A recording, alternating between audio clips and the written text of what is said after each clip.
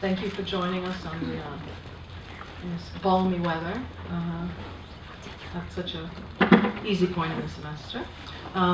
Good evening, Anna. My name is Ana Dupico. I'm the director of the King Juan Carlos I of Spain Center at NYU. I'm extremely happy to welcome you here tonight, and particularly to introduce Jean-Frédéric Schaub, who will present his inaugural lecture as the King Juan Carlos Chair in Spanish Culture and Civilization at New York University for the spring of 2015. Professor Schaub teaches at the École des Hautes Études en Sciences Sociales in Paris. He is a researcher at the Monde Américain EHESS Center, and he is a specialist in the comparative history of the Iberian empires. He's been a visiting professor at a number of places, including Yale, Michigan, Oxford, Tokyo, Buenos Aires, Rio de Janeiro, and for his sins, here with us in the winter at NYU. So we're happy to have him. There will be a spring, we assure you. Jean-Fred has written books on a large array of topics, extraordinary books, on topics such as the Jewish community in the northern African city of Oran, the union of Spanish and Portuguese crowns in Renaissance Europe, the influence of the Spanish religious and political models on absolutist France, the historical background of Afra Ben's novel Orinoco, or The Royal Slave, and the challenge of writing a global history of Europe. These books have made singular contributions to our understanding of the history of Jews in Iberia, to our understanding of the emergence of race as an intellectual category in the early modern period, to the legal history of empires and the history of the very idea of Europe. His book, La France Espagnole, Les Racines Hispaniques de l'Absolutisme Française, from Paris 2013, won the François Furet Prize, the most prestigious historical prize in the French Academy. Some of the titles of these books include L'Europe a-t-elle une histoire, Orinoco, Prince esclave, roman colonial de l'incertitude, Le Portugal au temps du comte-duc d'Olivares, Le conflit de juridiction comme exercice de la politique, Les Juifs du roi d'Espagne, Oran. He's also edited a number of very important scholarly volumes ranging from research on the state in the Iberian world to a recent text that he's preparing on comparative methods and objects in the social sciences. This book, which he's preparing with Silvia Sebastiani, treats the creation of racial categories in Western society from the late Middle Ages to the Enlightenment. Ada Ferrer and Fred Cooper of the History Department, who have welcomed him here, and a number of the history faculty are here, I'm happy to say, have called him one of the most interesting and influential historians working in France today in any field. He's also a generous and engaging and lively wit, and we're very happy to have him. Tonight's talk, titled Universalism and Racism, he tells us, examines the contradictions that emerge between universalist ambitions and three historical processes: categorization, segregation, and extermination. The contradiction between universalism and the confinement of persons and groups into racial categories of belonging, he will suggest, is not unique in European history. I'm honored and delighted to present Professor Jean-Frédéric Schaub. This lecture must examine the contradictions that emerge between universalist ambitions in politics and three historical processes: categorization, segregation, and extermination.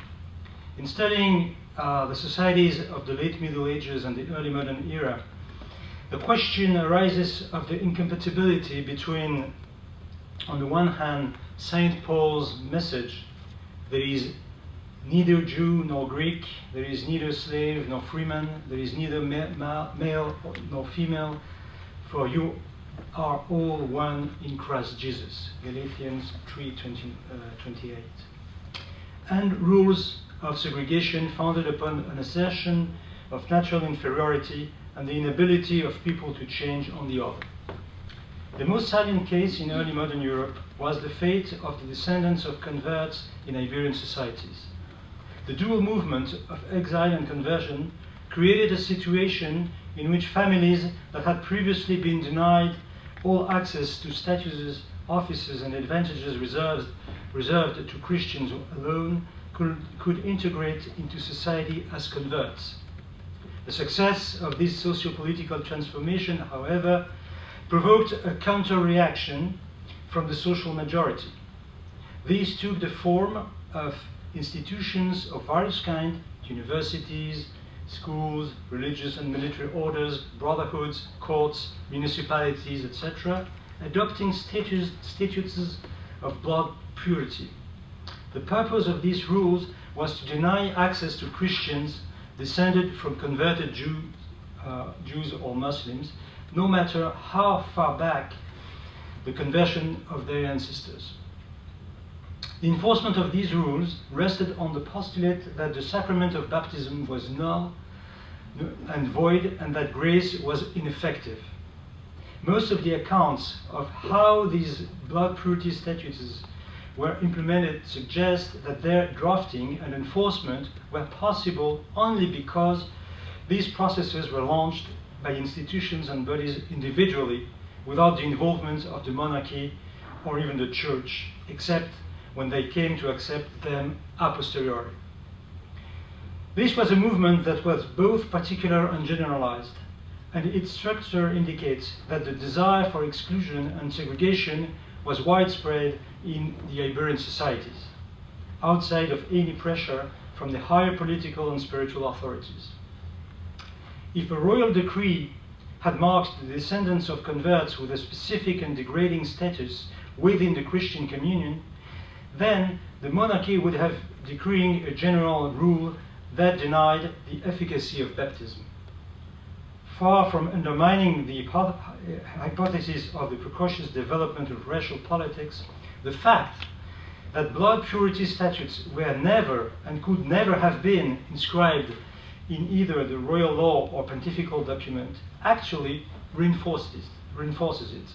In effect, it was precisely because these statutes rested on the idea that a bad nature transmitted by heredity could never be erased by the sacrament of baptism, that they could never have taken the legal form of a decree by the king. The royal decisions adopted by the crowns of Castile, Aragon, and Portugal were of a wholly different nature. They rested on two types of decisions: the expulsion of the infidels and the conversion of those who refused to leave the Iberian Peninsula. The blood purity statutes, in effect, categorized and excluded individuals a priori upon the basis of their genealogy alone, and they did so independent of any investigation into the moral and religious convictions of the descendants of converts, as they were not designed to judge the sincerity of conversions. A systemic suspicion of the spiritual reality of all conversions and of all neophyte baptism lay behind these statutes, but always at the scale of particular institutions or bodies that establish these rules of access based upon the criteria of blood purity. As local and particular as they may have been, these blood purity statutes were no less built upon a theory that was, from the perspective of the Roman Catholic dogma, heresy. These measures entered into ideological contradiction with the religious framework in which they inscribed themselves and which they claimed to serve better than any other rule. This contradiction would seem to correspond to the thesis defended by a number of historians in both Portugal and Spain and also in Latin America, according to which many descendants of converts were in practice able to integrate the bodies and institutions that were in principle forbidden to them. In other words, these statutes would have been contestable in theory and circumvented in practice.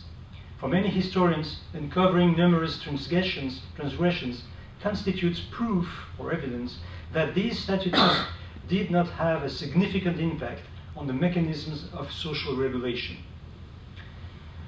Without entering here into a rather lively debate between early modernist historians, I will simply put forward two considerations. First, these statutes were not initially adopted to prevent converts from being admitted to certain bodies or institutions, but rather because many of them had already joined them. In other words, these measures were a counter-reaction designed to halt a process of integration that was already underway. This explains why it is not surprising to find among the members of these bodies individuals who belong to families of reprobate origins. Second, the fact that a certain number of the candidates for admission to these institutions and bodies managed to achieve their goals despite the regulatory obstacles does not imply that these rules did not shatter the aspirations of other candidates affected by the same shameful origins. What it is more, it would be important to figure out under what conditions these transgressions were possible. Did it take longer?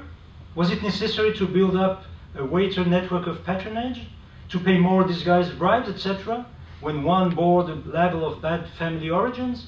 Without wishing to cut the discussion short, for the time being, it seems reasonable to continue to take these blood purity status quite seriously, and not to lose sight of the extent to which they remained antinomical with respect to the theology of grace taught by the Roman Catholic Church. Recognizing this ideological antinomy is one reason, among others, for rejecting the claim that the Ancien Régime monarchies engaged in practices of racial segregations. Other lines of reasoning have arrived at this same conclusion through different approaches, notably by emphasizing the contrast between the malleable character of the assignment of status under the Ancien Régime and the rigor of the supposedly scientific racism of the contemporary era. Scientific racism is, in my opinion, a totally inappropriate historical concept, but that's another question. Tonight, I wish to restrict my focus to examining this ideological antinomy as defined above, but by shifting my focus entirely, I'm sorry for the Hispanic dimension of my discourse. In fact, this contradiction between universalism, of which Catholicism is the bearer by definition, and the closure of persons and groups into racialized categories is not unique in European history. For the purposes of experimentation, I would like to put this argument of an ideological antinomy to the test by examining the state of historical research on processes of categorization, segregation, and extermination that were produced by a region and by a system that were different in all points from the Ancien Régime Iberian monarchies. The case that seems to merit examination is the creation of repressive policies in the Soviet Union under the regimes of Lenin and Stalin. I'm very impressed to speak about the Soviet Union facing Jane Bourbon, but still. In fact, a vigorous debate has emerged over the Soviet projects for collective repression and the radical transformation of society with respect to the question of how racial categories came to be formed.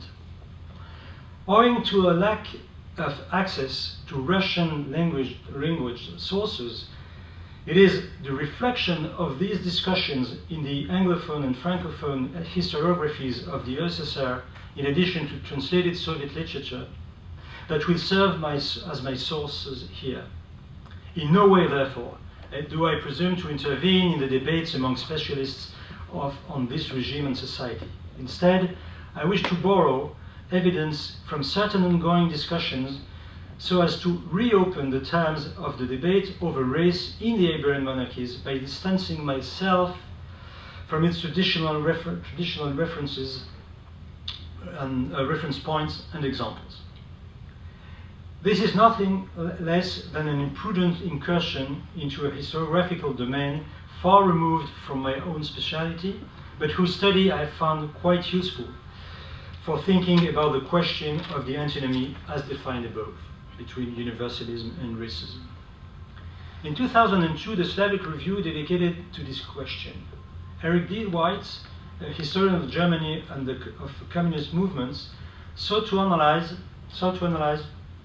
the core of Soviet repression in terms of racial politics without the concept of race. His position came under criticism within the same issue of the journal. He is careful to limit his formulations with two qualifications. First, he recognizes just how much the Russian intelligentsia of the world of Soviet thinkers were loath to think about society in biological terms. And second, he rejects the excessive conflation of the Soviet and Nazi regimes. Even with these precautions in place, White's arguments have no doubt been surprising for some Sovietologists, but they are familiar to those who study the political system of the Ancien Régime in which processes of racialization occurred. There are two complementary definitions of racial thinking that we must give. The first, it's in my opinion the most useful, is the claim that the social or moral characters of individuals and collectivities are passed down from generation to generation through bodily fluids and tissues. The second definition, more abstract, is the conviction that the populations identified as bearer of alterity are incapable of change. According to White, I cite, in the Stalin period especially, particular populations were endowed with immutable traits that every member of the group possessed and what were passed down from one generation to the next. Certain national groups targeted as enemies of socialism became racialized in the sense that their suspect characteristics were seen to inhere in each and every member of the group, bar none and were transmitted across generations. End of citation. In his examination of the processes of racialization at work in the construction of the Soviet society, White begins with a definition of racial thinking that is based not on the primacy of color phenotype, but on the processes by which certain groups were assigned indelible characteristics. This perspective is very close to one that seems most relevant to an account of racial categories in the Ancien Régime Iberian societies came to be formed, particularly with respect to the segregation of the new Christians, which did not rest on any color line. The critiques of White employ the same arguments that we see in debates over the concept of race in the political history of the Ancien Régime empires. It is important to emphasize that the critiques of White's in this issue of the journal do not contest the point that is important to us here. Politics that are partly racial can be instituted even if the concept of race does not play a central role in the political discourse, nor even in the dominant norms and institutions of the time. Certain historians of the Soviet regime have addressed the question of race and the processes of racialization with regards to four major types of phenomena. First, the political use of the idea of bad class origins. Second, the deportation and forced migration of certain nationalities and ethnicities. Third, the anti-Semitism, especially after the Second World War. And in counterpoint, the mass social engineering that saw forced labor as the midwife of a new humanity. One might add to this composite and millenarian idea inspired by Marx and Darwin, according to which scientific socialism had demonstrated that certain social categories were obsolete and that therefore they were destined to disappear entirely in order to obey the law of history that prophesies their disappearance. The mobilization of race as a factor comes into contradiction with the universalist theological horizons, such as those articulated by Christian doctrine and socialist ideology. In both of these cases, the efficiency of grace and baptism, or the revolution's ability to give birth to an entirely new society, run up against a fixed idea that lies at the very heart of racial intuition, even when racism itself made a priority of attacking degeneration through miscegenation. Although political programs that were racial in nature were carried out under the reign of both Christian societies and Marxist-Leninist systems, their racial theories remained heteronomous. In both cases, there was therefore a contradiction, in some ways external, between the horizon of universalist thought and the theory of immutability, as there was between the hierarchy of positions in the worldly city and the equality of the heavenly city. In contrast, in the case of Nazism, if there was a contradiction, it remained in some sense internal, which is to say, internal to racism, because it combined a theory of racial immutability with the specter of racial degeneration. This is the point where Nazism and Leninism, Stalinism become incomparable.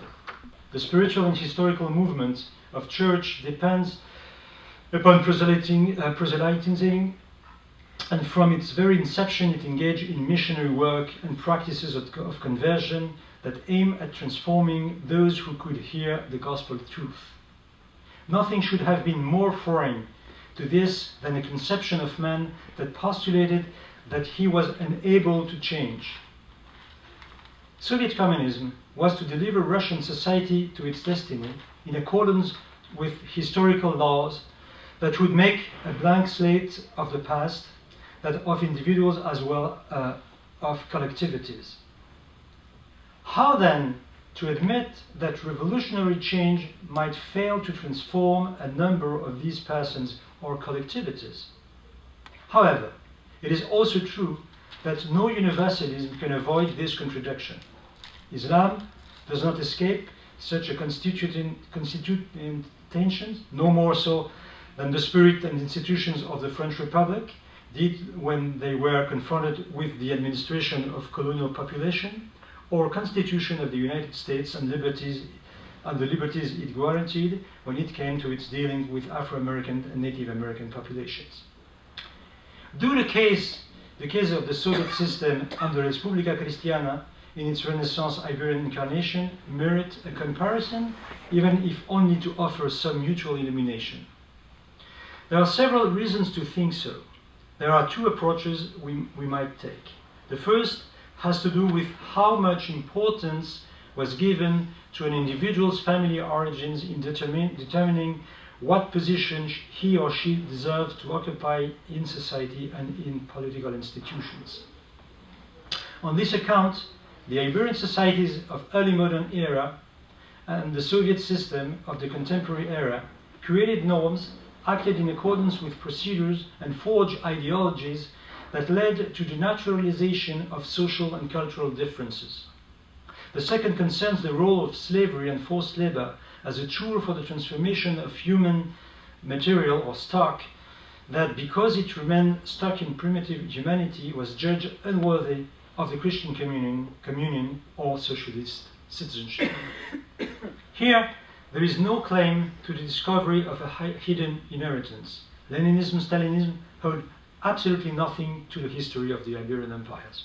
Of course not.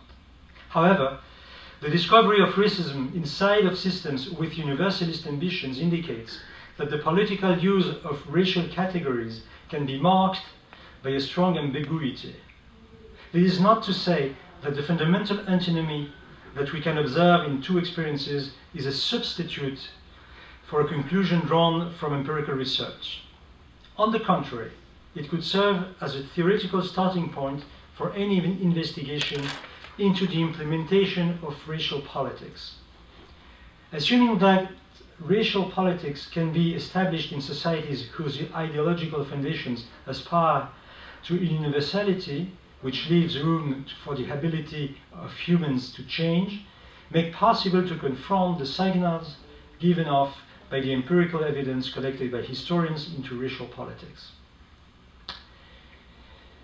From his standpoint, the research that identifies exceptions, normative incoherencies, disobedience and fraud, as well as imprecision in the rules regarding race, in order to deny the racial character of these same policies, seems hardly convincing. Most racial policies are imperfect and built upon shaky foundations, and rife with contradictions at the ideological level. This does not mean that there are many less grounded in racial categories. Of course, the measures for domination and segregation are always inhabited by social, religious, cultural, and economic considerations that owe nothing to the laws of heredity, but that can be combined with them.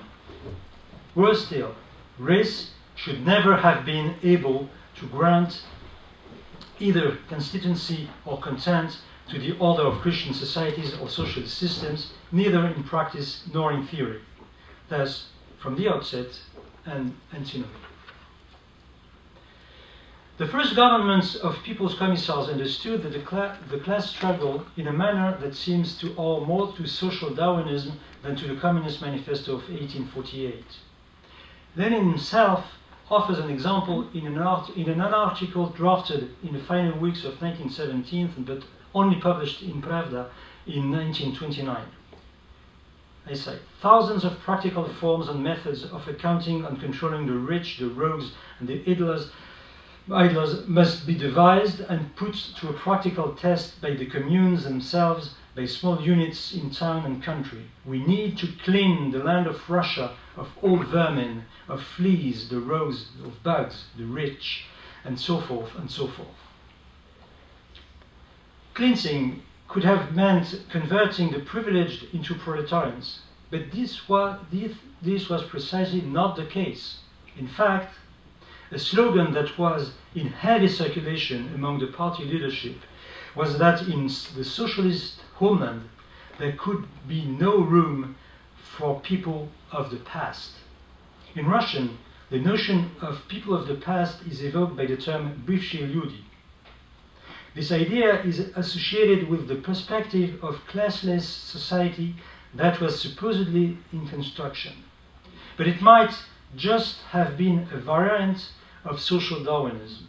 It meant that in the course of the revolutionary process, certain social groups would be incapable of adapting themselves and therefore of remaining in society. Their inadaptability meant that they would have to disappear.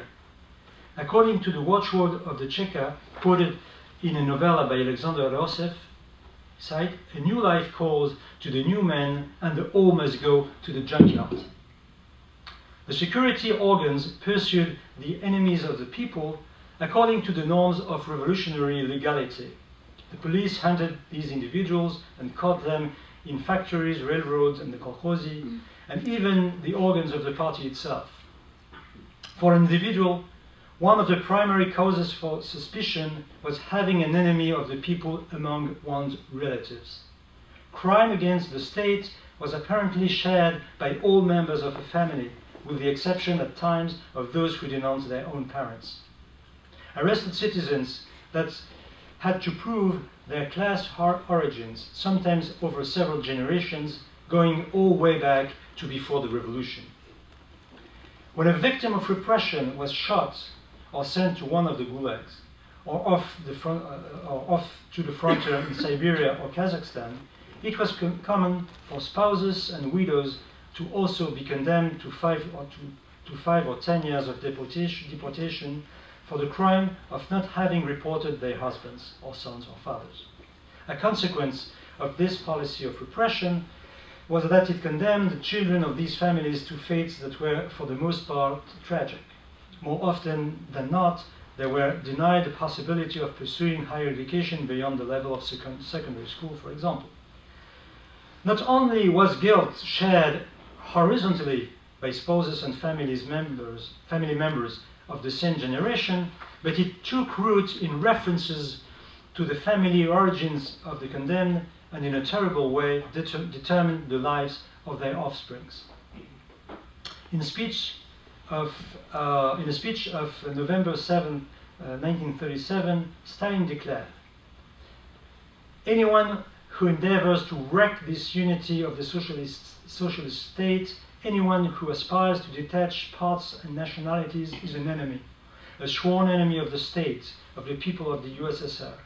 We will annihilate every such enemy, even if he is an old Bolshevik, we will annihilate his entire clan, his family.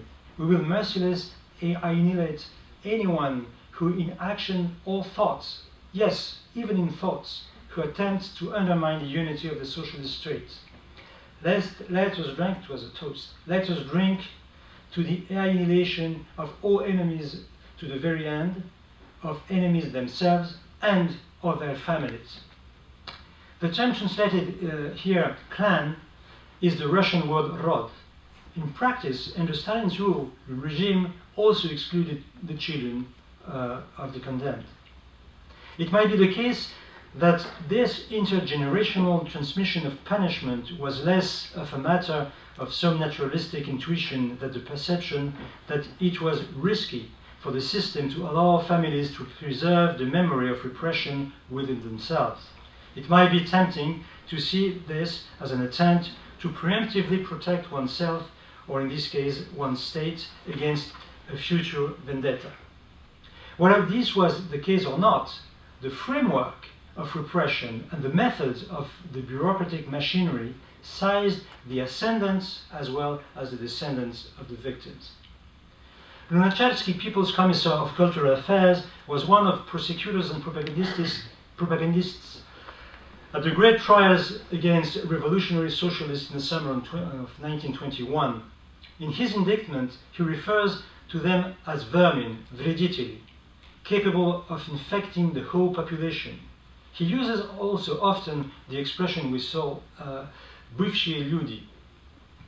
Bernice Rosenthal in her book argues that, I cite, the chilling term бывшие люди, people of the past, usually softened in translation to people of the past or has-beens, became a commonplace in literature and theater in the 20s, subliminally disseminating the idea that some people are not quite human. After 1917, in the context of the Bolshevik political propaganda offensive, the expressions did come to mean person belonging to the past, which is to say that species of person who has no place in the society being built. In the same vein of thought, Rosenthal draws attention to the importance of the expression superfluous man, lishny человек. After the end of the NEP period, the plural of this expression, lishny люди, came to designate the categories of persons that did not live from their labor. The Soviet administration placed the so-called bourgeois in the category of lishniцы, or lishny люди, which is to say citizens deprived of the right to participate in elections with restricted access to housing, education, and medical assistance. The category of people of the past designates people incapable, in some sense, due to their nature, of participating in this new world. This stigma was extended to all of the members of the family, as the infamy of Juan stained the entire household and infected the whole family tree. At best, bad class origin rendered life precarious. At worst, they constituted a presumption of guilt that in practice led to hundreds of thousands of citizens being sent off to captivity and death. There is no better description of the Stalinist turn of 1929 as a mechanism for the radical dehumanization of class enemy, meaning the designation of kulaks as social category fated for physical extermination, than the Grossman's description. Vasily Grossman's description. I cite Grossman. The fathers were already in prison. He speaks about kulaks, or writes about kulaks. The fathers were already in prison, and then, at the beginning of the 1930s, the authorities began to round up the families too. They called small children kulak brats, your bloodsuckers. They yelled bloodsuckers. They convinced themselves that the kulaks were evil, that it was best not even to touch them, that would not even sit down to eat with one of those parasites.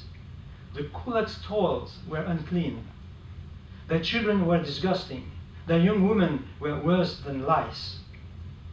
the activists looked on those who were being dispossessed as if they were cattle or swine.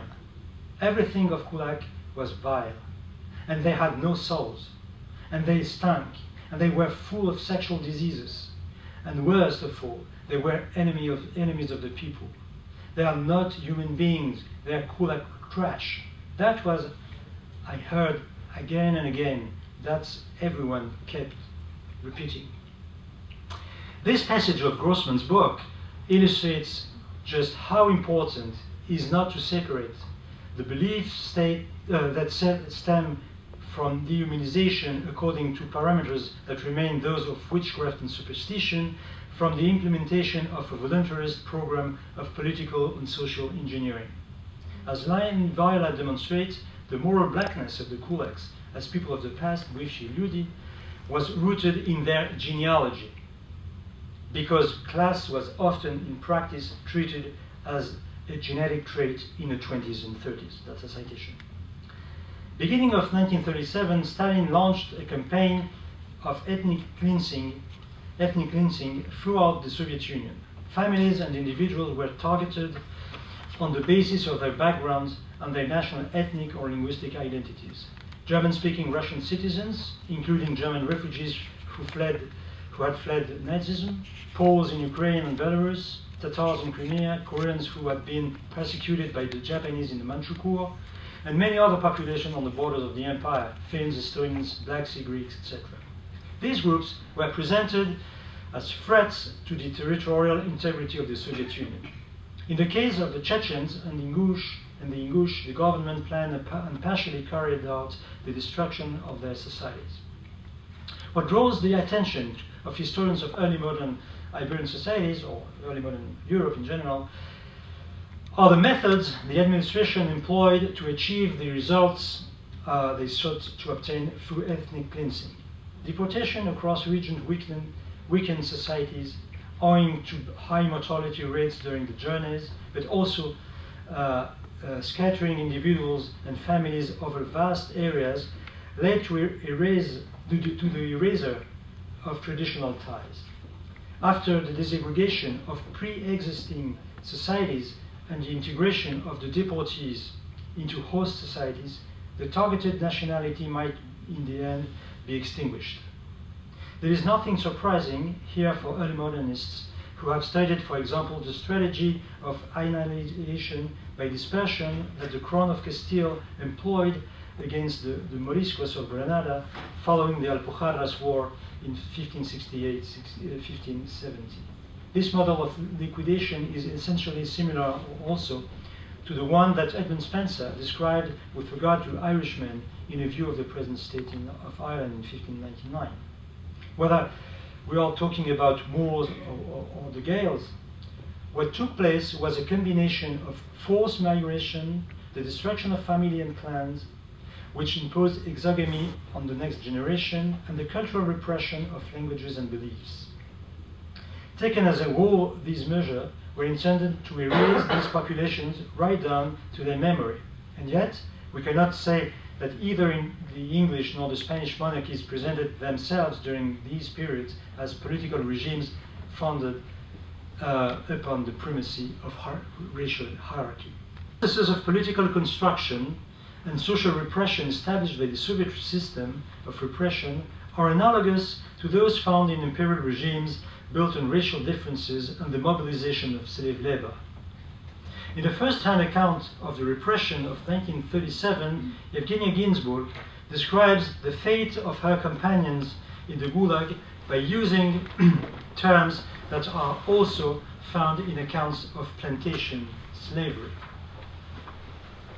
Referring to those who had served their sentences, she uses the term freedmen. In fact, the choice of the word slave to capture the situation of the Zeks, the prisoners held by the Gulag, is a commonplace in the literature on the experience of the camps.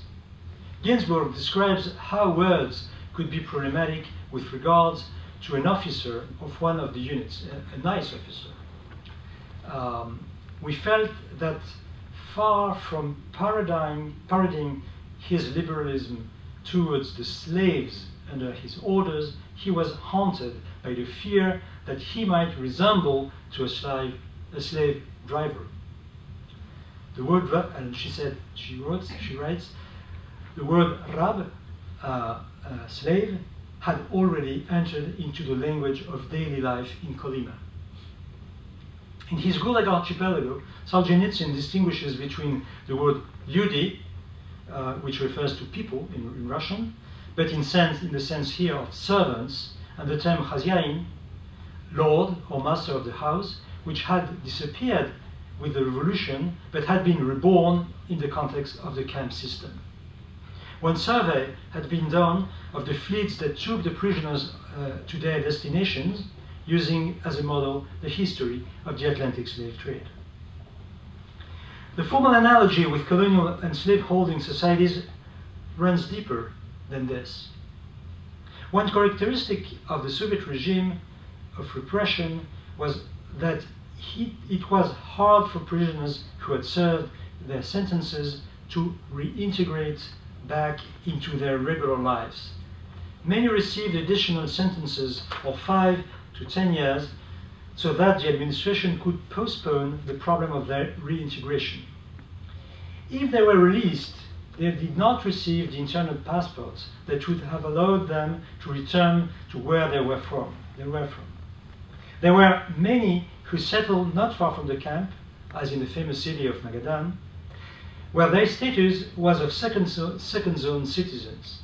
Marriages between partners of different statuses took place in these locales, which brought together residents who had settled there of their own accord and people who had little choice but to live there. Kulaks who had survived the first waves of deportation were unable to reintegrate back into their native villages, and so went to live in big cities. The security organs saw this phenomenon as a threat to social order. This problem of social engineering was resolved by second decolonization, launched in 1937. It is the indelibility of this stain that echoes what we find through the study of Iberian societies, which were obsessed with the inerasable nature of the macula of bad origins. From the very first years of the new regime, in fact from 1918, ambiguity appeared with respect to the moral status of labor within the process of the creation of a socialist society. A central element of the doctrine that emerged out of this context can be found in a report signed by Felix Dzerzhinsky, the boss of the Cheka, on February 17, 1919. This document recommended maintaining the concentration camps inherited from the Tsarist regime in order to take advantage of the labor of the prisoners defined as individuals without stable occupations or persons who are incapable of work except under coercion.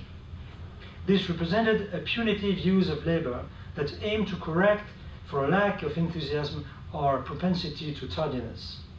The example would then supposedly increase the discipline of the bureaucrats themselves.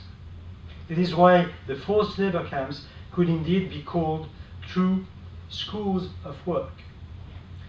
According to Lev Trotsky, he said to Trotsky, we oppose capitalist slavery by socially regulated labor on the basis of an economic plan obligatory for the whole people and consequently compulsory for each worker in the country. Without this, we cannot even dream of a transition to socialism. Obligation and consequently compulsion are essential conditions in order to bind down the bourgeois anarchy. Clearly, the Bolshevik leader did not avoid the question of forced labor, even if the term slavery seemed to him to be too pejorative to describe this program for coerced collective mobilization of the working class, which would enable it, the working class, to meet the demands of the historical role according to the Leninists. The stakes were saving a regime confronted with the collapse of industrial production, of course, following the revolution. The forced labor was intended also to operate a metamorphosis in the people. Trotsky adopts a theory that might be called anthropological. It would seem that the goal was directing the Russian proletariat down the path of civilization thanks to the universal expansion of forced labor in Soviet society. Once again, I cite Trotsky in 1920. Trotsky.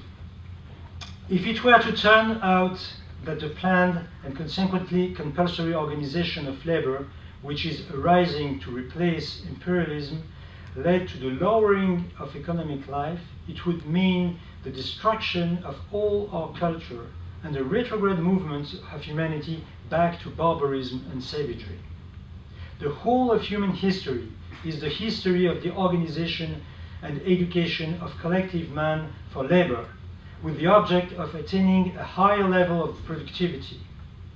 Man is lazy.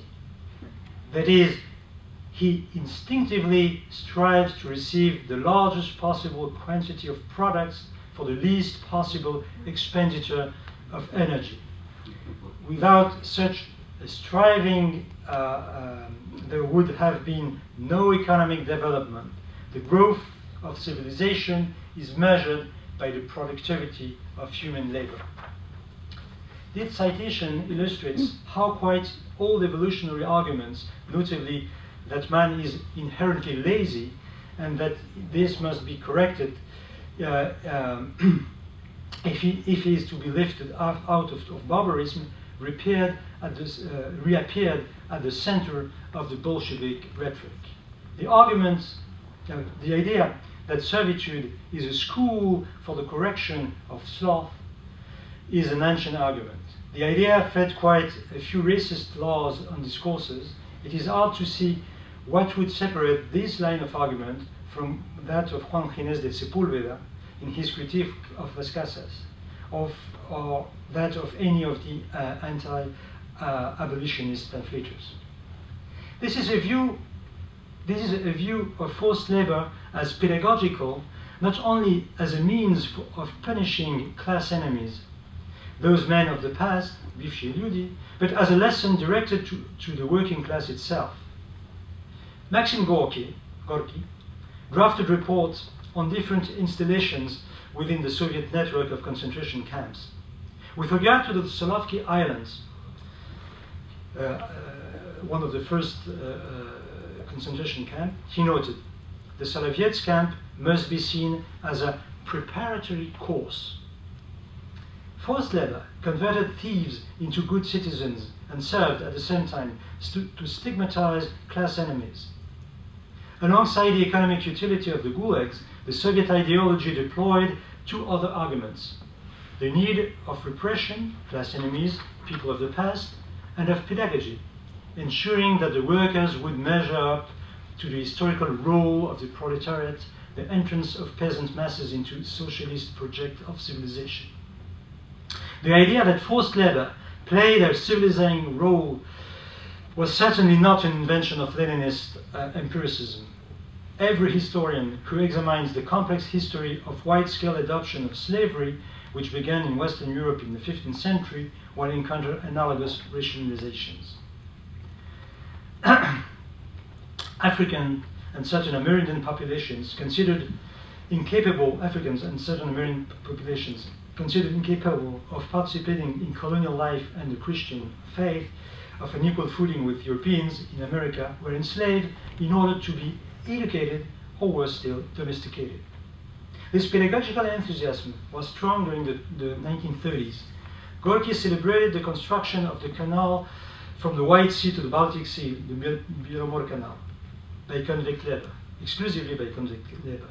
He insisted that despite the high mortality rate, the giant project constituted a path towards edification in every sense of the term.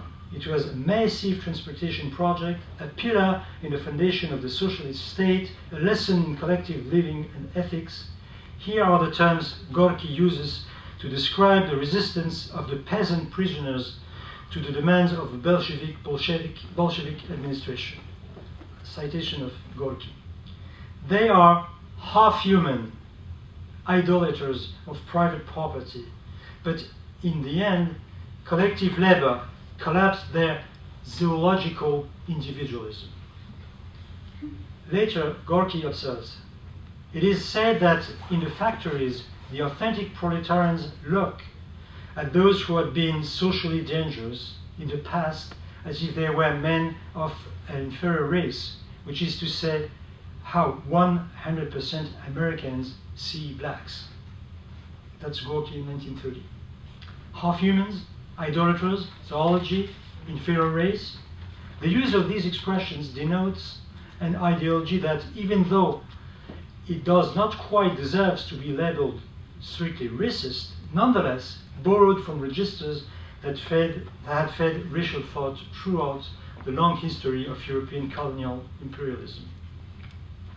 Finally, the study of the Soviet experience requires to confront the question of anti-Semitism. In order to illustrate this theme, we can turn to Grossman's Life and Fate, 1960, one of the greatest books of the century, I think. The main character of the book is the physicist Victor Strom. He comes from a Jewish family. His mother lives in a Jewish neighborhood of Berdichev in Ukraine, like Grossman's mother, famous for the size of its Jewish community. Yet Strom, as a Soviet citizen, prefers to put Russian. He chose Russian as his nationality on his identity papers, rather than Jewish. He marries a Russian citizen, Lyudmila Shaposhnikov, and he does not maintain any ties to the customs and traditional Jewish life, the Hebrew religion or the Yiddish language, and he lives in Moscow. Of course, Strom's choices are not identical to the phenomenon of the forced conversion of Iberian Jews in the late medieval period, but they signal that he does not wish to preserve the memory of his family origins, and that he would prefer to adhere himself to the nationality of the majority of the country within the framework of Soviet citizenship. Yet, in 1943, Strom discovers the presence of anti-Semitism within the party and the bureaucracy, when the authorities gave permission for all the researchers on the staff of his physics institute, temporarily placed in safety in Kazan, to return to Moscow, with the exception of two of them. Strom understands that the two of them are being punished solely for being Jews. He protests this decision, but without daring to denounce it as a manifestation of anti-Semitism. But soon, he learns that the bureaucracy, the party, and his colleagues have interpreted his protests as a sign of his belonging to the Jewish world. Thus, this citizen of Russian nationality becomes a Jew in the eyes of his colleagues, despite all the efforts that he had taken to conceal an origin that he did not wish to recognize. In other words, the invisible Jew is revealed to be quite visible. While taking into account the distance between separating conversion to Christianity in the Iberian world of the late 15th century and an integration into Soviet citizenship by the selection of Russian nationality, the process that Strom endured is not altogether different from the one suffered by new Christians in the Iberian empires. Despite having consented to undergo the process of integration into Christian society, despite having assiduously followed this process over several generations, at any moment, a new Christian subject could be accused of Judaism. The terrifying date of 37 was a turning point, 1937. This was the moment when the most dangerous enemy became the most invisible one, which is to say, the one who passed for and passed himself off a loyal party member, but who contained within him a duplicitous nature. Stalin himself offered a description of this quintessential enemy. There was not only the mole hidden within the state apparatus from before the revolution itself, there was also the citizen who concealed within himself, unknowingly, a certain sort of ambiguity at the very heart of his personality. In a speech given on the occasion of district elections, Stalin presented the portrait of these ambiguous men in an inimitable style that must have sounded like a death threat for his audience. Stalin said, "There are people of whom you cannot say that they are, there are people of whom you cannot say what they are, whether they are good or bad, courageous or timid, for the people heart and soul, or for the enemies of the people. There are such people that there are such public figures. They are also to be found among us, the Bolsheviks. You know yourselves, comrades, there are black sheep in every family." Laughter and applause. Of people of this indefinite type, people who resemble political Philistines rather than political figures, people of this vague, uncertain type, the great Russian writer Gogol rather aptly said, "Vague sort of people," says he, "neither one thing nor the other, you can't make head or tail of them." Laughter and applause. There are also some rather apt popular sayings about such indefinite people and public figures. A middling sort of man, neither fish nor flesh.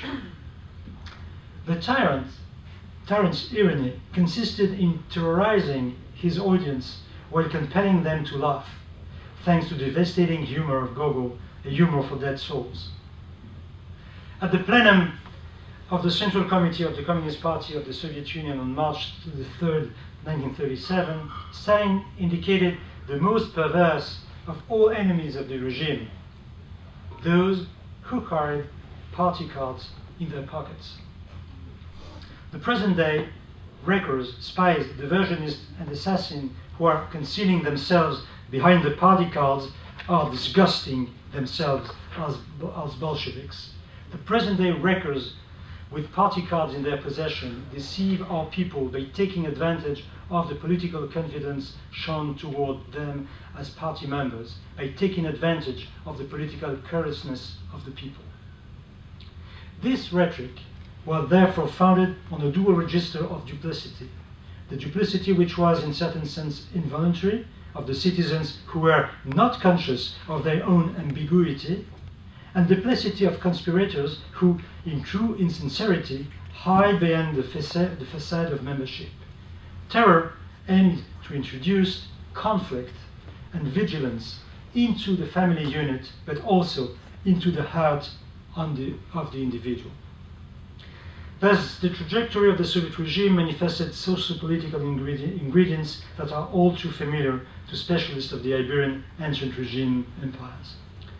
Forced labor and as an indispensable mode of production, an ideology of work or labor as both educational and redemptive, a desire to identify and neutralize minorities considered dangerous, repressive practices grounded on a vague theory of the intergenerational transmission of criminality, sinfulness, or bad origins, anti-Semitism capable of uncovering the Jewish identity of assimilated Jews, the implementation of programs of ethnic cleansing, the lasting coexistence in the same society of free and unfree citizens, and all of this within the framework of the construction of a multicultural empire heir to a colonial empire.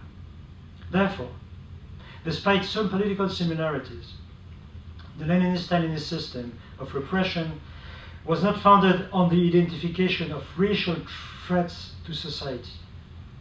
Contemporary nation states can produce sophisticated categories for classifying their population as a function of their diversity. A repressive apparatus can target individuals who are innocent of any crime for the simple fact of belonging to a persecuted category. To select their victims, NKVD agents did not need any theory of the intergenerational transmission of social or moral traits through bodily fluids or tissues, which was my first definition of racism. A foundational antinomy ran through the Soviet regime. As Amir Weiner has shown, what is striking is the contrast between the idea that society is destined to undergo radical transformations in the sense of universal emancipation, and the conviction that individuals and groups are incapable of change. I cite, this totalization of the Marxist sociological paradigm challenged the commitment to the primacy of nurture over nature in the ongoing social engineering project. The Christian victory in the Iberian Peninsula in 1492, in conjunction with maritime expansion and missionary activity, had contributed to the creation of a political horizon for universal transformation. But this goal ran into a rather similar obstacle, the suspicion that infidelity persisted underneath the appearance of conversion, and that despite evangelical efforts, alterity remained intact. It is the same political system that was simultaneously pushing back the last vestige of the Iberian Islam, prosecuting Jews who had converted to Christianity, and crushing the Amerindian population. Our detour into the historiography of the Leninist-Stalinist regime allows us to confirm the idea that racial politics can be instituted in ideological and political contexts that are not founded on the racist impulse. It is the very same antinomic nature of racial logic with regards to the most essential ideological foundations of these regimes that offers the most interesting perspective, in my opinion. Christian universalism has not always known how to counter the suspicion of the sincerity of its converts, or how to prevent the success of polygynist positions, or how to relegate the myth of Ham to the level of an exegetic contradiction. The promise of universal emancipation, as formulated by scientific socialism, was unable to eliminate anti-Semitism or reign in Russo-centric imperialism, or reject ancestral beliefs in the natural transmission of moral traits. The political regimes that use these great dogmatic constructions for support also implemented institutional practices and norms that were contrary to these very same dogmas. The example of racial reasoning offers us a test case of the depth of these antinomies. In return, the transhistorical comparison of cases allows us to study racial politics outside of the overly strict circle of contemporary regimes whose backbone was an integrally racialized conception of politics and society. Universalist theories have fueled then racist behavior in politics in spite of in-depth contradictions between universality and racism. Nevertheless, there is no doubt for me that relativistic assumptions prove to be even much more adequate to enforce racist programs. Think of the polygenic basis of Jim Crow law, think of apartheid, think of Hitlerism, the prototype of the relativistic conception of humankind. Thank you very much.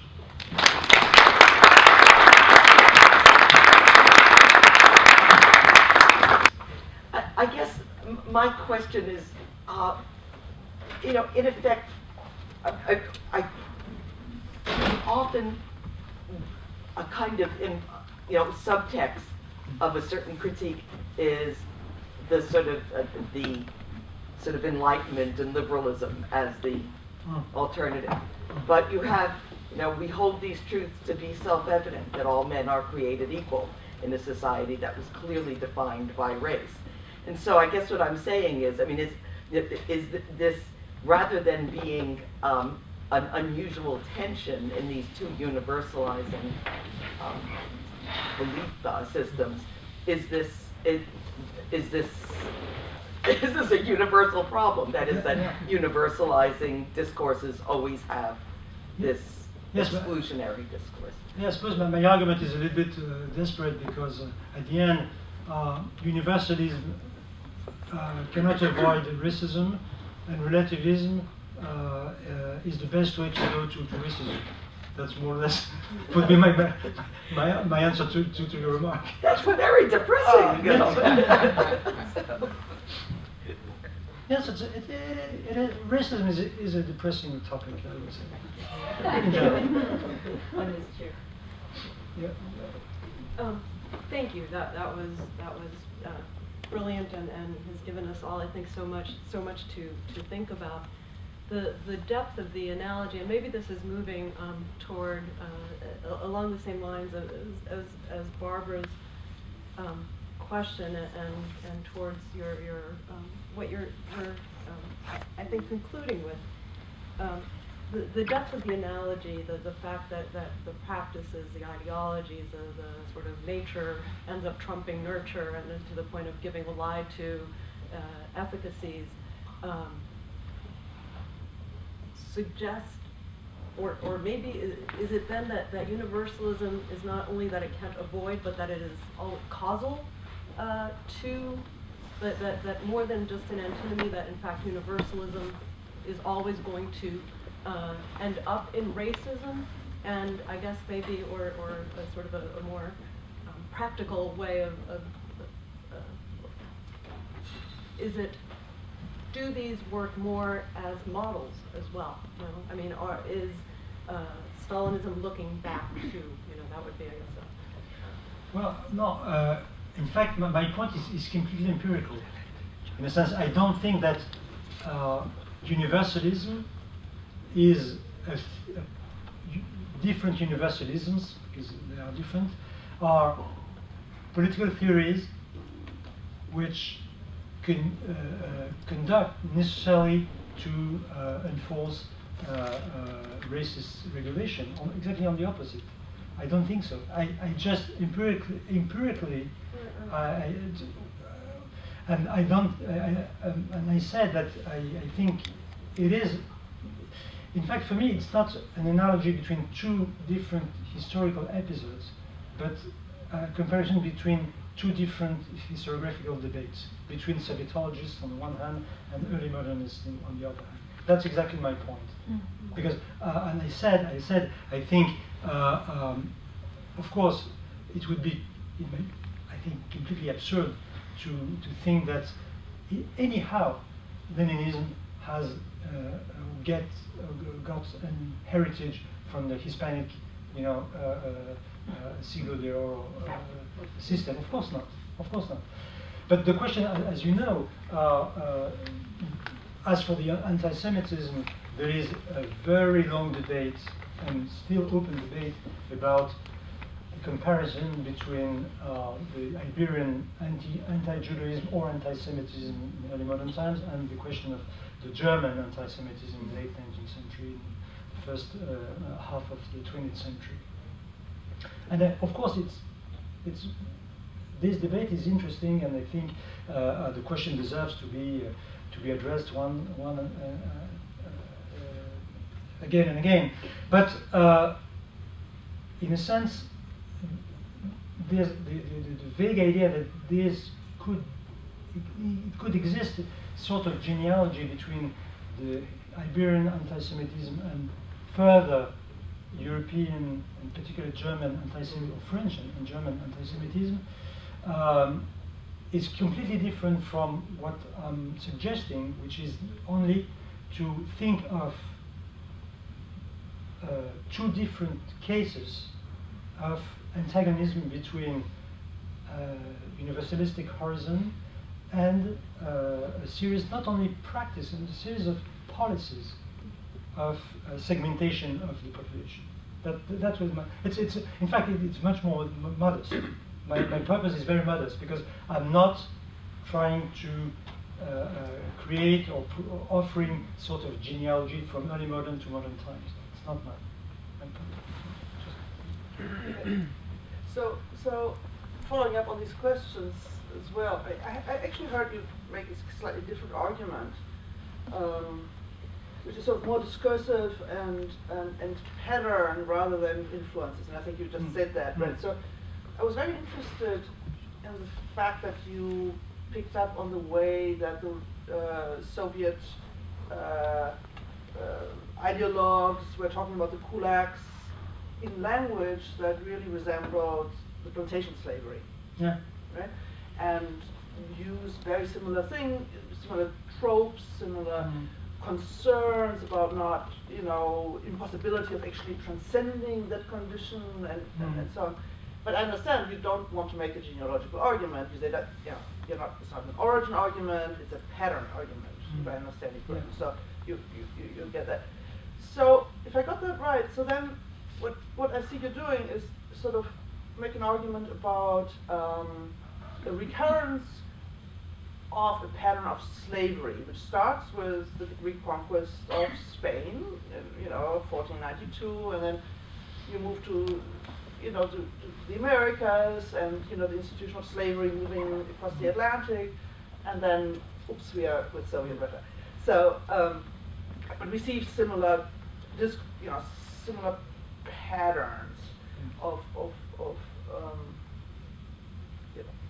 argument. It's not an argument, it's of the sort of the racialization of something we might have otherwise called class in the case of Russia. It's like, no, but actually patterns that have been racialized in 1491 then resurface in Russia actually in a very similar shape, although we might have thought in a kind of a socialist, liberal kind of paradigm that this was political rather than, or class rather than race.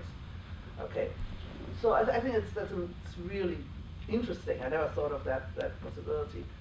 But I wonder whether, so there are two questions I have. One is there another kind of narrative behind your argument, which has to do with the history of the French Revolution?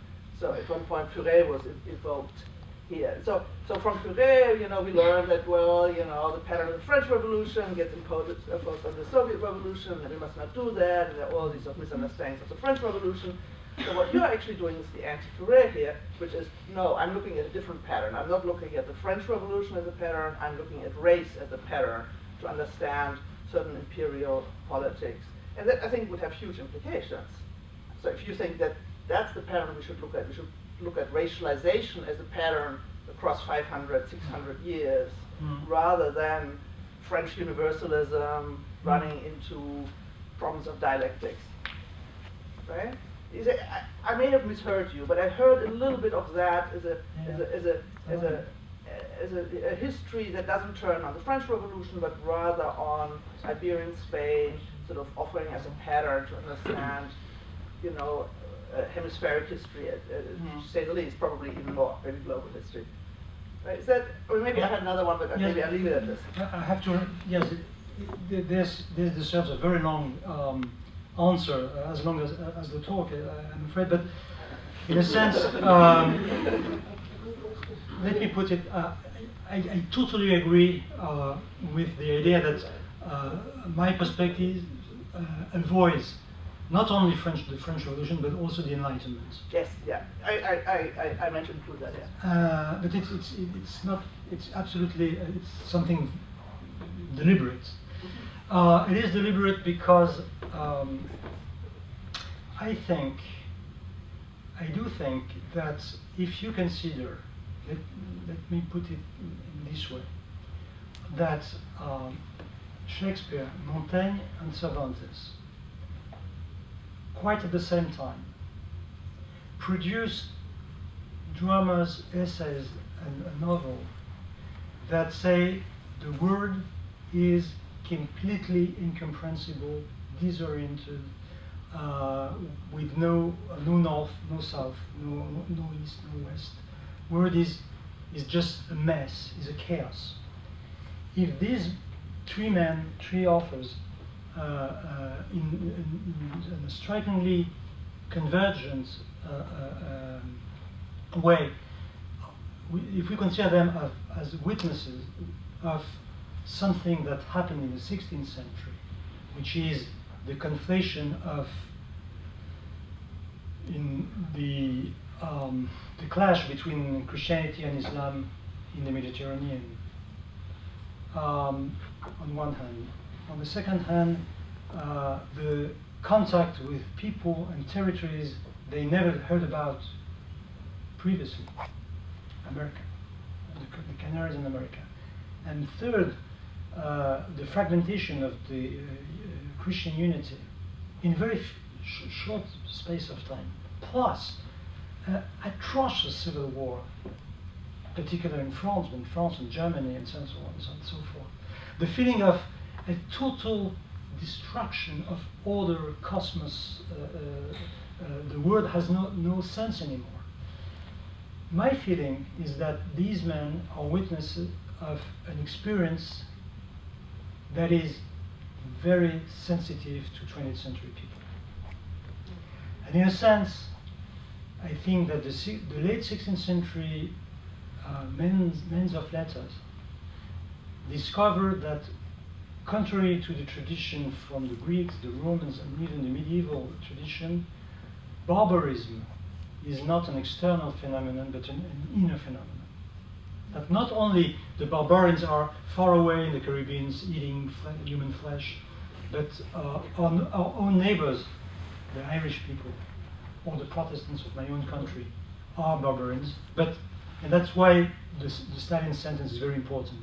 Myself, that's Montaigne, I should probably be myself a barbarian, because I'm internally divided, and possibly I'm a barbarian.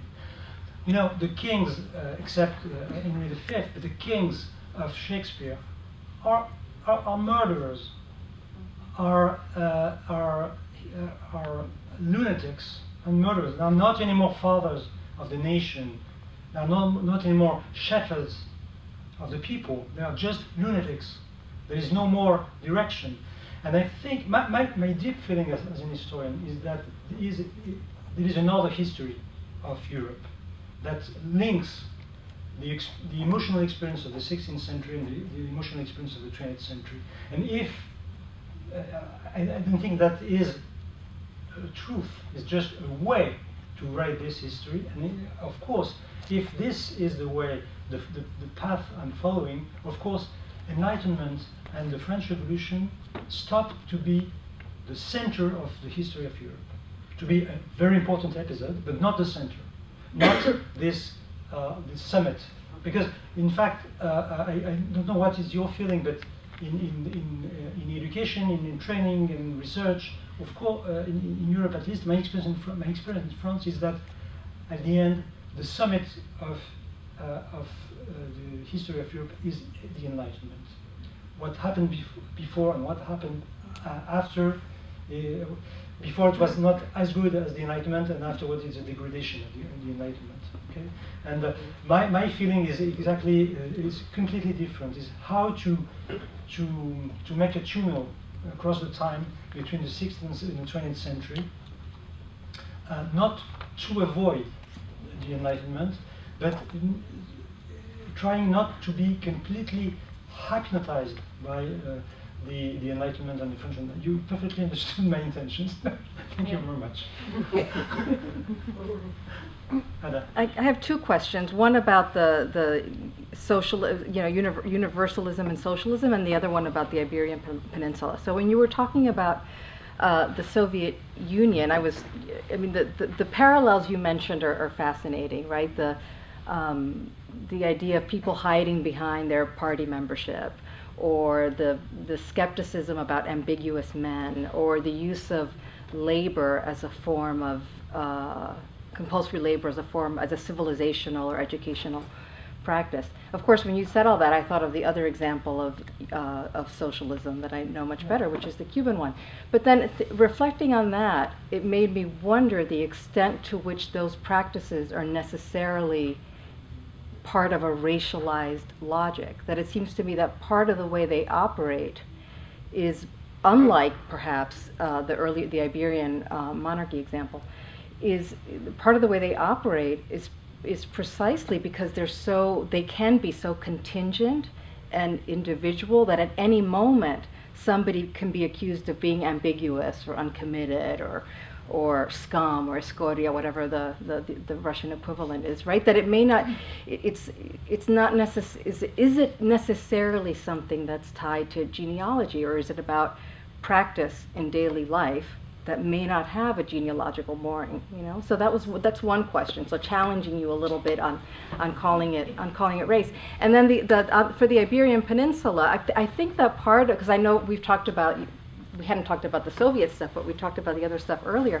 And I just wanted to hear you reflect more on what you think, using the Soviet comparison, how that changes our specific, what does that say about race in the Iberian monarchy? Because I think that part of what appeals to you about using the Soviet example is being able to say you can have racism without the category of race, right? So can you just kind of say a little bit more about about that? The problem we have in France is, as we know, is that we don't use the word, the very expression race in social sciences and particularly in politics. Absolutely not. And the problem is how to describe systems of racist systems, in fact, racist systems where the discourse of race is not formalized, or where the institutions of racial discrimination are not explicit or not coherent, etc., etc. And what I'm just, because if you define race and racism in a very restricted meaning of the word, taking as the measure of racism the Nazism or the apartheid in South Africa, experiences of racism are very few in history. But we all know that if you take the Nuremberg laws as the standard of racial politics, hundreds of racial processes would be excluded from the perimeter of racial studies. And that's why I'm surprised by your question, because... Well, but can I just follow up? Yes. I mean, I completely agree with that, but it seems to me that I just wanted to push you a little bit more on the Soviet, or on the Soviet or socialist example, because if what makes people vulnerable to an accusation that might land them in a labor camp is something that is very particular to a moment and a particular act, I completely agree with what you're saying about systematically, but it seems to me that there's a component in that example that isn't necessarily about race. But we can, yeah, well, but or about listen, genealogy I'm and not, biology. well, but I'm not portraying the Soviet system from 1917 to 1991. I said at the beginning of the talk that I will speak about the repressive system, the repressive politics of the Leninist and Stalinist periods. And I'm just referring to 1917 to 1933. And my guess is that the fact that the bad origin of class is a tool. The fact that ethnicity is a character is very defining targets of repression. The fact that the system has to persecute invisible enemies. And I think the question of invisibility for me, for my conception as early modernist of the question of race in early modern times, the central question for me is invisibility. And that's why I put all this emphasis on the question of the people who has the card of membership, the membership of the party. Because my assumption is that if your enemy is extremely visible, if the other is clearly other, like for example, you don't have along the early modern times, at least, a discourse of race, about race, targeting China, for example, in Europe. No need, because the Chinese world is so different, so visible, so no need to have any discourse of the nature versus nurture, etc., etc. The interesting thing for me is precisely that this way to targeting whole populations, families, and even lineages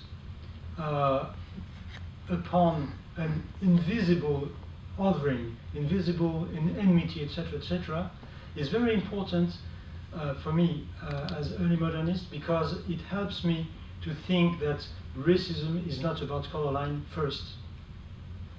First is about othering the self, and afterwards is about color line in the development of the European colonialism. That's exactly the point I'm interested. I don't know if that's what you wanted to. Okay, I understood your question then. But yes. So, in 1917 and 18, Lenin is also writing about whether to take, whether to use state capitalism, right? And so I want to go to that notion of production and the disciplining of labor, that element, right? And to think about Trotsky also writing about labor and accumulation, and to think about the subordination of huge populations, right, in the kind of forced development, right, in state capitalism in the Soviet Union or other places, right? To think about that process as something that then, because your analysis then can be spread out to thinking about the anxiety about simulation in Argentina in a kind of forced industrial, like rapid modernization, right? And it takes me then to Marx's notion of the surplus army of labor, right? Is there a way then that you could, if we start folding this material in, which is it's such a suggestive analysis, right? Then how do you integrate a kind of the Marxist genealogy and the post-1848, right, European thought, the differentiation that belongs to the lumpen proletariat, right? Does it bleed into the anxieties that you're seeing in Soviet Russia? Does it become distorted? Well, I think the inner circle of Lenin had a dual anxiety. One is a theoretical one, because they know that they're completely heretics in relationship with what Marx had written about how to deal with the socialist revolution. As you know, Germany would be the country of the revolution, not the backward Russia. Of course not that.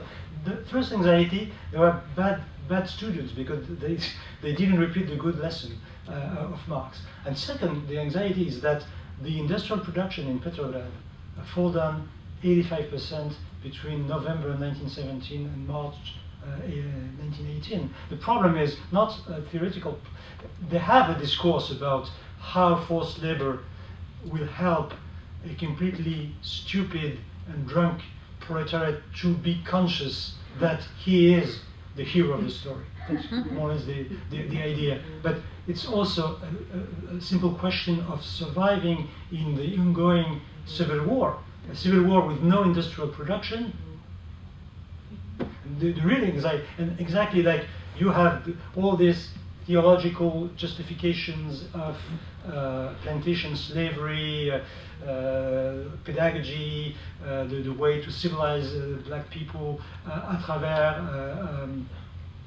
the labor, etc. At the end, they want to produce sugar, exactly like Trotsky wanted to have an industrial production immediately, because the fall down was just absolutely disastrous. The factories just stopped working in the weeks after the coup in November 1917. Yes, Jane. Okay. Well, if anybody's really interested in Russia's race in Russia, I just want to say that 2 weeks from now, February 27, 28, there's a conference here on Russia's races. So it's 26, 27. Yes. So you might. So this is you. Jean-Frédéric is speaking. I didn't know that. Jean-Frédéric is speaking to a controversy in Russian history as well. So just a couple of things. First, I'm utterly convinced of your rereading of the historiographic debate on race in Russia, the one you would refer to with Eric White's. In other words, a very powerful argument that you could have racism without the word. But I want to go back to this 1917-1918 period and to think a little bit then not about the historiographic content of the talk, but more about the historical one. So it is a mystery or a problem. Why is it that the first socialist communist state would take the form that it did? And one of the big questions is why was it a federation of nationalities, right? I mean, nobody said that was going to happen before 1917. So at work among the Russian communist leaders is some kind of conception of an ethnicity, nationality, that is intersecting with Marxist ideas and controversies about imperialism and so on, and about production from an era in which no communist state existed. So I want to just call your attention to what might it be that made Lenin, Trotsky, Lunacharsky, Bukharin call people vermin, from the very beginning, use this terminology that seems to be so, to us, so linked to hereditary blood type characteristics and dehumanizing characteristics. So it seems to me that provocative part of your argument is the linkage between universalism and this approach. And I would think that what we want to do is think about what the Russian Empire had to offer before we get to the communist period. And here's where I think I would disagree with you to some extent that this is really a European story. Because the assumptions that these people are working with, they may not say so, but they come from I would argue, quite different attitude about the mixity, the unlikeness of peoples as a natural fact. And that the history of Russia is built on a territorial situation in which people recognize difference as natural. They weren't struggling with universal Catholicism.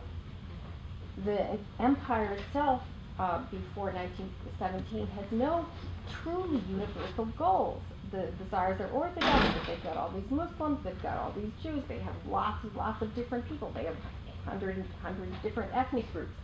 And they like to study them. I mean, they like to think about their differences. So I think that the one critical juncture that you're looking at is one in which yet another harmful, exhilarating European ideology, i.e. Marxism now, is mixed in with quite a different attitude about the whole of the empire than the universalistic conception that would characterize France for sure and other more Western European societies. Expecting this from you, no, but it makes absolutely sense in relation with your research and your books. And I would absolutely not consider the Russian imperial tradition of building a large territory according to the French Jacobinism or any kind of enlightened universalism, etc. Of course not. But my point is socialism and Marxism, with a framework completely universalistic in terms of class and not in terms of nationalities. And we all know that, of course, Joe Stalin himself in the Congress of Baku offered this very Russian, traditional, open-minded conception of nationality, but immediately afterwards, what happened? The Russification, very aggressive Russification under the means of the socialists, the construction of socialism. The paradox is that probably the Soviet Union has been more necessarily universalistic due to the Marxist framework, but much more imperial in a sense than the Tsarist regime. And I completely agree with you if we consider that there is no long Russian genealogy of my point. There is a very short-term phenomenon, which is the birth of a socialist revolution and its effects, and in this, but it's completely different. About the long-term Russian history, I completely agree with you. There is no conflict, I would say, in the argument. No. Yes. Thank you. I found myself very sympathetic to the argument, but when you talk about Shakespeare, Cervantes, Montaigne, one of the things that you said really would have shaken up their world was America and the encounter with you peoples, and yet it seems at the same time your argument about the breakdown of universalist notions in not only does it, since it's not a genealogical argument, not only does it leave out the French Revolution, it seems to leave out the slave trade and the subordination of native peoples in the Americas. And I'm wondering if what you think about the slave trade and about indigenous peoples in the Americas as part of this story of racialization in Europe, whether it's in some ways it's not, doesn't have a defining or determining role in that logic which seems replicated in these different cases, or does that take you into a genealogical ground that you don't want to go? Well, generally speaking, we all know in this room that there is a long process of revision of European history along the last 25 years, for the first time putting the question of what happened out of Europe, made by Europeans, as a completely central series of phenomena for Europe itself. There is a complete, clear turning point in the writing of history of Europe, according to the line you define. Well, taking just as the example of the three authors I mentioned as the symbols, of course, for Cervantes, the question of slavery is a personal experience. Is simply a personal experience. Needless to say that the Tempest is a major achievement of drama with a very deep significance, and we know that the drama, or the comedy in this case, had a large audience, which is, I would say, these kind of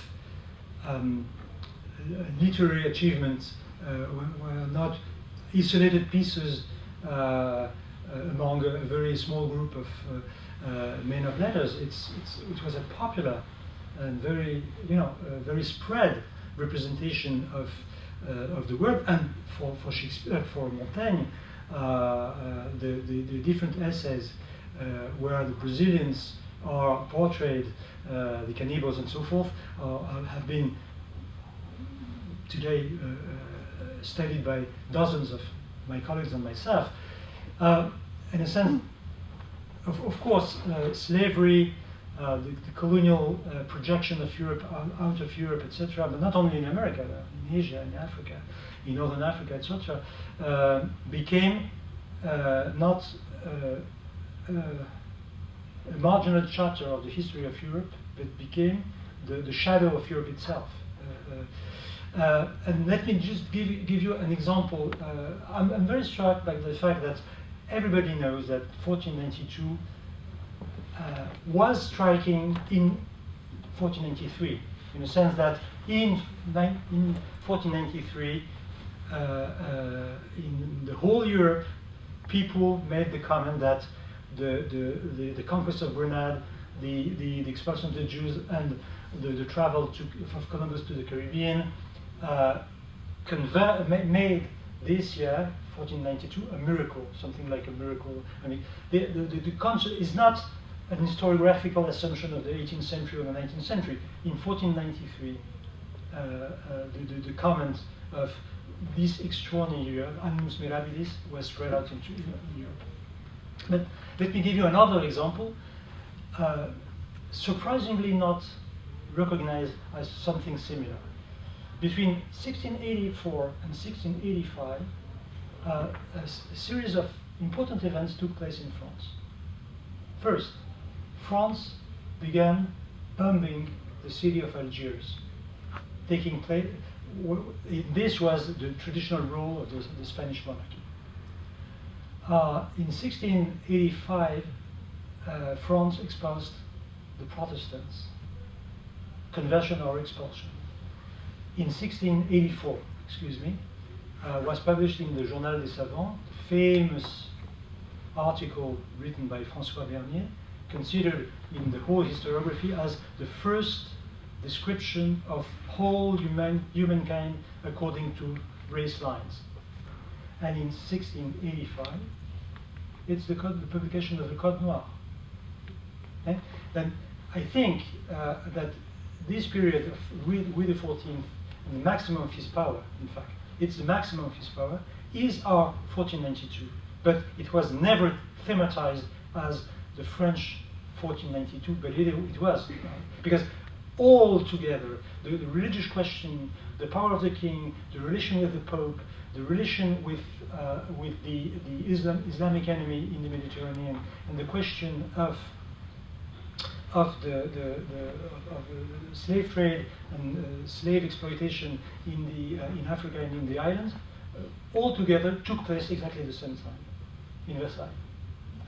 And then it is bizarre. Maybe it's the French Revolution and Enlightenment that made this impossible, but this consciousness never was crystallized in France, whereas it was I'm not sure if my point is clear, but sometimes it works, sometimes it doesn't work. I think it's empire, is it? Yeah, It's empire. yeah, The imperial expansion that creates the racialization. Yeah, Is that what you're saying? absolutely.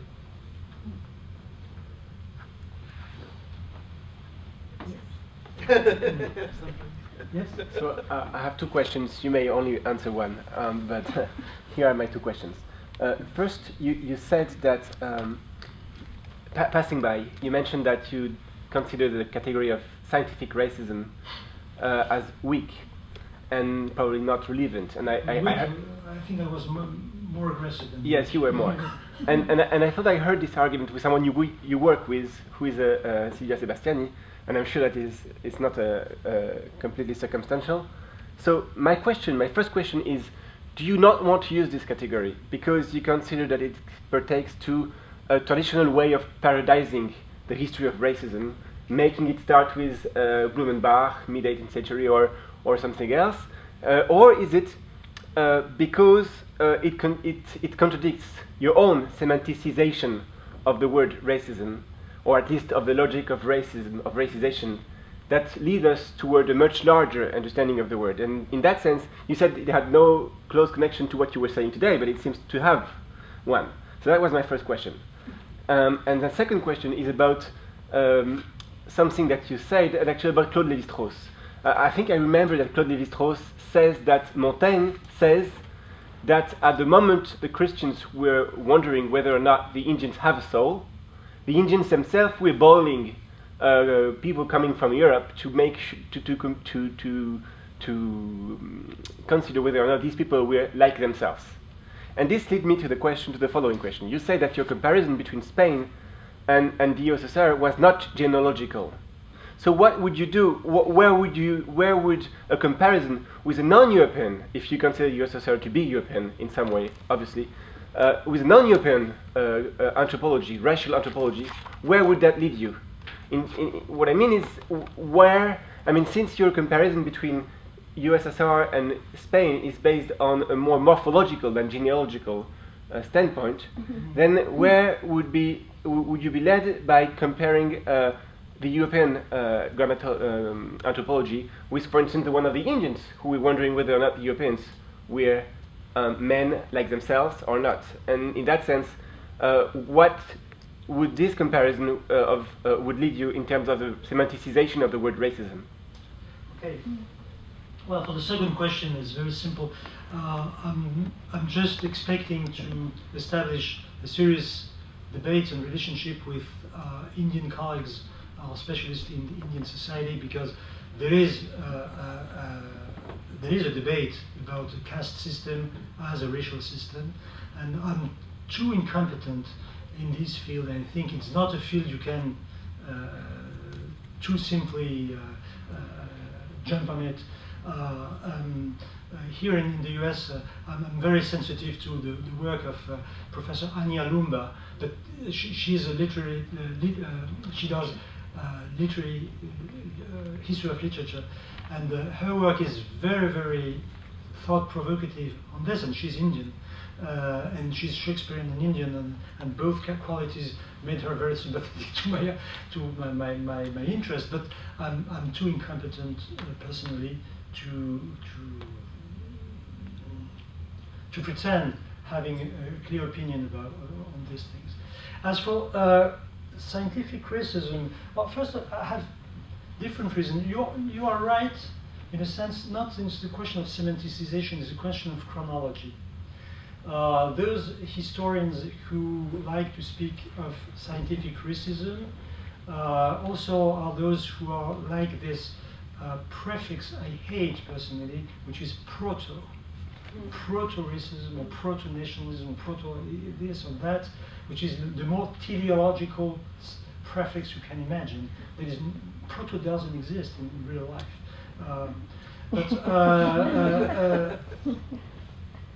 I would say the scientific racism is a way to say the real racism, the serious one, the racism based upon a serious theory of heredity. It's sort of racism in white coat, you know. First of all, you are right in the sense that if we take seriously scientific racism, we are talking about racism spread, I would say, after Darwin. After Darwin would be the chronological, not Blumenbach, Kant, Linné, Blumenbach, Kant, no, or Buffon, no, Darwin, being serious. My point, first, of course, is that this is a very limited space of time, the post-1860s history of racism. I do not agree with this restricted chronology. It's not a question of semantics, it's a question of chronology, but they have two other reasons. First of all, is the idea the scientific racism relies upon the most traditional, old-fashioned conception of history of science. The big science, the serious one, is the experimental science made by Europeans in their European laboratories. And all the rest of assumptions of natural history published before is not really scientific. And it is a paradox, because the correlation racists made with their white coat, okay, are completely irrational. Are totally irrational. You can count how many, the weight of the brain of a black person and comparing with the weight of the brain of a white person, with a very, very good instruments, very scientific instruments, but the conclusions are as irrational as astrology. There is no more scientificity of the so-called scientific racism than. My refutal is a twofold one. In a sense, I think that medieval writers who were guessing about the structure of the anatomy of the brain, they were scientists. They were scientists in the 14th century.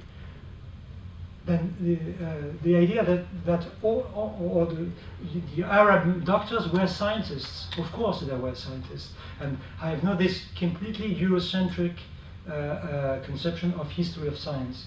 And on the other hand, what we called by laziness scientific racism was completely irrational. Because the only important thing is not the measure. The measures are completely pointless. The problem is the causality. the cause-effect thinking. Let me give you just an anecdote because it's for Jane, an anecdote you will like. You know, in 1930, Mayakovsky committed suicide in his small flat in Moscow. And as he was an important person, immediately police came and and doctors came to make an autopsy of the body immediately. And the first thing they did, they saw that the bullet destroyed the heart in it, but afterwards they opened his head and took his brain, and they put the brain of Mayakovsky in Formaldehyde. In the chemical, right? No, and to weight it in a scale, and they became pale immediately, and watched one the other, pale, completely terrified. You know why? You know why? Yeah, I'm not saying. Because Mayakovsky had a brain a little bit bigger than Lenin's. That's science. That's science as well, you know. And no, I completely refuse. And I think pedagogically for the students to say them, well, you know, in the Kaiser Wilhelm Institute in Berlin was a serious racist institute because it was a scientific racism. Sorry, but you know, makes no sense. But it does make sense considering the fact that at some point in the, let's say, 1880s, people started to take racism out of the realm of science. You know, you could argue that Renan, for instance, who was obviously racist, when he claims that after all, language and blood should not be equivocated, or even Max Müller in the 1880s, in his late career, when they make this argument. And of course, when Célestin Bouglé is one of the first to contest the arguments of Achille Lapouge and Otto Hamon, I mean, these people are the ones who actually invent scientific racism because they identify something that needs to be taken out of the science, and in that sense, which was within the realm of science before. So, I mean, at least subjectively, you could argue that there was such a thing, I mean, there was no such thing as non-scientific racism until the late 19th century, where subjectively people started to consider that racism as such, or even if it was not named like this, as a phenomenon that was clearly identified, was to be banned out of the realm of science. And in that sense, maybe there is a cleavage, a chronological cleavage, and even a thematic cleavage, epistemological cleavage that happens in the late 80s and in the late 19th century, and that of course takes time and that is not terminated, but that clearly makes a shifting point in the history of the thought of the race. Maybe a difference in institutionalization, but I'm not sure in intellectual life during the first half of the 19th century. But the question of the problem with the racism is that you may have available all the arguments to demonstrate that the racist assumptions are just absurd, irrational, make no sense, etc., etc. The fact that you have the arguments available do not change the reality, the efficacy of racist propaganda. And one of the most convincing tool of racist propaganda proof has been to accept the institutionalization of racism as a scientific discipline. Of course, but it's still propaganda. It's nothing else but propaganda. I think we all deserve a drink, and particularly Jean-Frédéric Schaub.